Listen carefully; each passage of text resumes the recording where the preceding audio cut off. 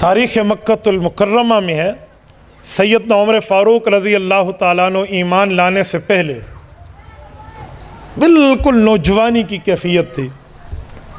قافلے کے ساتھ ملک شام کا سفر کیا، بیت المقدس بھی گئے۔ قافلے اکٹھے چلتے تھے، ایک جگہ قافلے سے بچھڑ گئے تو فلسطین میں مسجد اقصیٰ کے ساتھ یوں ٹیک لگا کر حضرت عمر بیٹھے ہیں، ٹیک لگائی ہوئی ہے اور اپنے قافلے کی تلاش میں ہیں کہ وہ اپنا قافلہ نہیں مل رہا، تجارتی قافلہ۔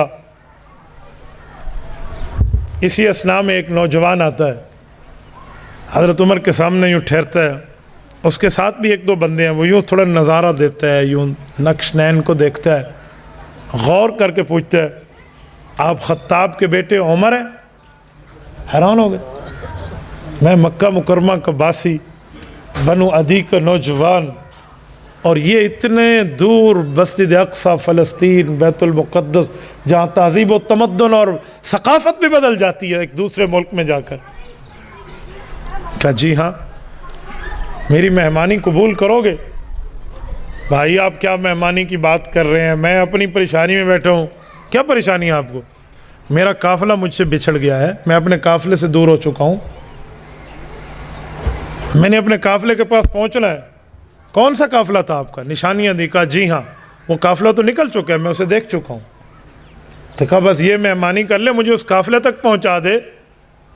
کہا میرے پاس ابلک نسل کا بہترین تیز ترین سری گھوڑا ہے، تمہیں اس گھوڑے پہ بٹھا کے چھوڑا ہوں گا، لیکن شرط ہے میری دعوت قبول کرو گے۔ ٹھیک ہے بھائی، اب تیری دعوت ہی قبول کرنی ہے تو ٹھیک، چلیں گا، چلو۔ گھر پہنچے ہیں، دعوت ہو گئی ہے، کھانا کھلا لیا۔ اس کے بعد جو اس زمانے کی دستاویز لکھی جاتی تھی، جو اس زمانے کے اسٹیمپ پیپر ہوتے تھے، وہ اٹھا کے لایا تو حضرت عمر فرماتے ہیں میں حیران ہوں، کیا کاغذ لے کر آئے؟ کہا یہاں ایک بات تو لکھ دو۔ کہا کیا لکھ دو؟ کہ جب تو اس علاقے کا حکمران بنے گا تو میری زمین پر ٹیکس نہیں لگائے گا۔ بھائی کیا مذاق کرتا ہے، میں خطاب کا بیٹا اونٹ چراتا ہوں، کوئی اونٹ چرانے میں اونٹ رہ جائے تو ابو تھپڑ مارتے ہیں، تو نے کیسے اونٹ چرائے ہیں، تجھے اونٹ چرانے نہیں آتے، تو میرے ساتھ مذاق کر رہا ہے؟ بھائی وہ گھوڑا نکال اور مجھے اپنے قافلے میں چھوڑا۔ کہ مذاق ہے؟ اچھا مذاق میں لکھ دو۔ تھوڑے حیران ہوئے، کیا بات ہے، آپ کیا کہہ رہے ہیں، آپ نے کس جھنجال میں مجھے ڈال دیا؟ نہیں آپ لکھ دیں۔ اچھا یہ لو لکھ لو، جان تو چھڑانی ہے نا، لو۔ اس نے بڑے طریقے سے اسے بند کیا اور بڑے حفاظت سے رکھا، کہا چلیں۔ گھوڑا نکالا اور ابلک گھوڑے بٹھایا اور تیز ترین گھوڑا بھگاتے ہوئے ایک منزل پہ جا کے اس نشانی والے قافلے تک پہنچا دیا تو حضرت عمر پہنچ گئے۔ بات آئی اور گئی ہو گئی، وقت گزرتا گیا گزرتا گیا گزرتا گیا، اعلان نبوت ہوا ہے، حضرت عمر دشمن رسول اول درجے کے شروع میں بنے ہیں۔ پھر سر لینے کے لیے سب نے انہیں بہادر بنایا، خود کو بزدل بنایا، ہم سے کچھ نہیں ہوتا، تجھ سے سب کچھ ہوتا ہے، تو جا۔ یعنی خود نو ہجڑا منے ہیں نا سارے نے، تو ہی جا نا۔ ابو جہل اینڈ کمپنی نے، ہم نہیں چل سکتے، آپ جاؤ۔ رب نے منوایا کہ تم میں ان جیسا کوئی نہیں ہے، تو یہ سر لینے گئے ہیں، اصل سر دے کر آئے ہیں۔ معاملہ کچھ اور ہے، ایمان لے آئے ہیں، معاملہ چل پڑا ہے، حتیٰ کہ ہجرت ہوئی ہے، مدینہ منورہ پہنچ آئے ہیں، بات حاشیہ ذہن سے بھی نکل چکی ہے۔ رسول اللہ دنیا سے رخصت ہوتے ہیں، حضرت ابو بکر امیر المؤمنین بنتے ہیں، حضرت ابو بکر کے بعد حضرت عمر امیر المؤمنین بنتے ہیں۔ 22 لاکھ مربع میل پہ اسلامی پرچم لہرا رہا ہے، لیکن بیت المقدس کا فتح ہونا بھی باقی ہے۔ بیت المقدس فوجیں پہنچی ہیں، جنگ کے بجائے وہاں کی پادریوں نے کہا کہ اگر لڑائی کے بجائے امن میں ہم ایک دوسرے کو کچھ سمجھا لیں۔ کہا جی بہت اچھا، ہم تو لڑائی سے پہلے کی بات سمجھنے اور سمجھانے کی بات کرتے ہیں۔ کہا جی ٹھیک ہے، پھر ہماری شرط ہے ہم بغیر کسی جنگ کے آپ کو چابیاں اس مسجد کے حوالے کریں گے اگر تمہارا حکمران وقت ہمارے پاس آ کر ہمارے سوالات کا جواب دے۔ کہا بہت زیادہ؟ کہا جی بالاسرار۔ کہا اچھا میں مدینہ منورہ لکھ کر بھیجتا ہوں۔ وقتی طور پہ جنگ بندی ہو گئی، وہاں کے کمانڈر ان چیف نے لکھ بھیجا ہے، حضرت عمر فاروق رضی اللہ عنہ کے پاس آئی ہے بات، حضرت عمر فاروق رضی اللہ عنہ یہاں سے تیار ہیں اور یہاں سے سفر پہ جانے کے لیے ساتھ اپنے غلام قلی اسلم ایک تابعی ہے نا زید ابن اسلم رضی اللہ، یہ ان کے بیٹے ہیں، اسلم حضرت عمر کے ساتھ ہے، اور یہ ایک سواری رکھی ہے اور چل پڑے ہیں،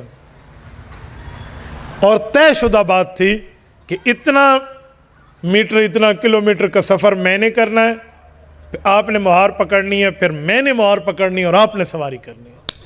کیا سرونٹ اور کیا خادم! ایسے ہی معاملہ چلا حتیٰ کہ وہاں پہنچے۔ جب وہاں پہنچے تو وہ اتفاق یہ ہوا کہ حضرت عمر فاروق کی باری تھی مہار پکڑنے کی۔ غلام نے کہا حضرت اتھے تے مان لو نا، ادھر تو مان لینا، مجھے نیچے آنے دے، سامنے وہ لوگ ہوں گے، آپ اوپر آ جائیں۔ کہا انصاف انصاف ہوتا ہے، آپ اوپر بیٹھو۔ تو وہ پادری لب کے اوپر والے کی طرف، وہ غلام تھا، اس نے کہا امیر المؤمنین یہ ہے، انہوں نے کہا جی ایک نشانی پوری۔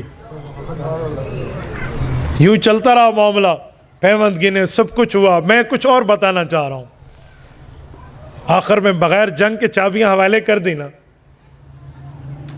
فتح ہو گیا ہے، ساری نشانیاں پوری ہیں۔ حضرت عمر رضی اللہ تعالی عنہ اس جگہ بیٹھ کر سوچ رہے تھے یہاں پہلے بھی کئی بار آیا ہوں، اور اسی دیوار سے اتفاقاً ٹیک لگائی ہوئی ہے جہاں کے زمانے یہ واقعہ پیش آیا تھا۔ اب دیکھا تو ایک بوڑھا ہے، دو بندوں کے کندھوں کے سہارے پہ آ رہا ہے، اور آتے ہوئے حضرت عمر کے سامنے یوں ٹھہرتا ہے جیسے اس وقت ٹھہرا تھا۔ ابھی نظروں میں اندر دماغ میں بات چل رہی ہے کہ ایک دوسرے کو کہیں دیکھا ہے، ایک دوسرے سے کہیں جان پہچان، کوئی انٹروڈکشن، کوئی تعارف کچھ ہوا ہے، کوئی شناسائی ہے۔ وہ شخص وہی سوال کرتے ہیں آپ عمر ہیں نا؟ یہ آواز بھی میرے ذہن میں کسی زمانے میں گونجی تھی، یہ اندر بات چل رہی ہے۔ آپ خطاب کے بیٹے ہیں نا؟ یہ بھی مجھ سے پوچھا گیا تھا، کہاں تھا، کیا معاملہ تھا؟ یہ جیسے لوڈنگ ہوتی ہے نا، یوں چل رہا ہے معاملہ، اوپننگ ہو رہی ہے، بات کھل رہی ہے۔ وہ شخص وہی دستاویز سامنے رکھ دیتا ہے جو اس زمانے کے تھے۔ اب تو معاملہ سامنے ہوا نا، تو حضرت عمر رضی اللہ عنہ نے اللہ اکبر کہا، اللہ تلک الایام نداولها بین الناس، لوگوں کے درمیان دن بدلتے رہتے۔ وہ معاملہ تو مذاق کا تھا، جان چھڑانی تھی، لکھ دو جان چھوٹی۔ اب تو عمر کا انصاف چلے گا، جس کے ایک کوڑے پہ مدینے کی زمین کا زلزلہ رکتا ہے، یہ نا انصافی کرے گا؟ اور جس کی آواز ساریہ بن زنیم رضی اللہ عنہ تک حوالے جاتی ہے، جس کے ایک خط پہ دریائے نیل چلتا ہے اور قیامت تک چلتا رہے گا، جس کی چادر کے ڈر سے ہررا کی آنکھ بجھ جاتی ہے، یہاں نا انصافی کا تصور۔ اب وہ کہہ رہے وعدہ پورا کریں۔ صحابہ کی شورا میں بات رکھی گئی کہ امیر المؤمنین وعدہ کو وفا کیا جائے۔ فیصلہ ہوا، ادھر وعدے کی وفا کی بات ہوئی ہے، اور ادھر بوڑھا جیسے انتظار میں ہو، کہا جی مجھے کلمہ پڑھا لیں، اور یہ ساری زمین جو آپ نے میرے لیے معاف کی ہے نا، یہ اسلام کے حوالے کر رہا ہوں۔ بوڑھے میاں معاملہ کیا تھا؟ کیسے کہا تو نے؟ کیا معاملہ؟ اس نے کہا میں نے انجیل اور تورات کو پڑھا ہوا تھا، تورات و انجیل میں رب نے بتایا جو آخری نبی آئیں گے وہ ایسے ہوں گے اور ان کے ساتھی ایسے ایسے ہوں گے، تو وہاں سے پڑھ چکا۔ اچانک یہاں سے گزرا، اپنے کام پہ، جوانی کی زندگی تھی، آپ کو دیکھا تو حیران ہو گیا کہ جو شکلیں میں نے کتابوں میں پڑھی ہے وہ یہاں نظر آ رہی ہیں، تو وہ لکھوا لیا آپ سے۔ تو آج میں نے دیکھ لیا، آپ کا انصاف بھی دیکھ لیا، اسی لیے جو ہمارے پیغمبر ہم سے اپنی کتابوں میں وعدے کر گئے ہیں، آج اب ان پہ عمل پیرا ہو رہے ہیں۔ میرے دوستو، سیماہم فی وجوہہم من اثر السجود، ان صحابہ کے چہروں میں رب نے یوں ایمانی نشانیاں رکھی ہیں۔ تبارك الذي نزل الفرقان على عبده ليكون للعالمين نذيرا